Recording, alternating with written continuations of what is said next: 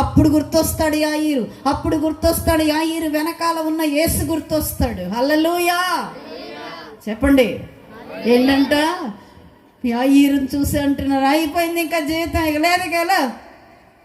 నిన్ననే ఉంటారు, నేను ఖచ్చితంగా అంటారు, మీ అబ్బాయి ఇంతేలే, ఇంకా ఏముంది వదిలే, అలా ఏటో ఒకటి వెళ్ళిపోతాడు, ఏముంది, కొడుకు లేడనుకో. అబ్బా ఎంత సింపుల్గా చెప్తారు. ఏమండి, వ్యాపారంలో నష్టం వచ్చిందండి, కొన్ని కోట్లు లక్షలు కోల్పోయాను, పర్లేదు ఏం చేస్తాం, అందుకు కానప్పుడు పోద్దులే.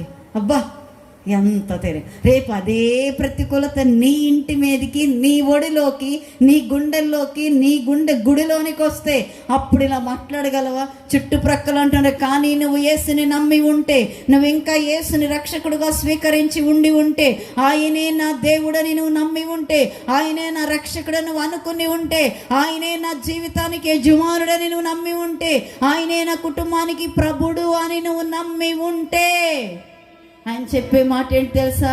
భయపడవద్దు. హల్లెలూయా. ఏంటంటే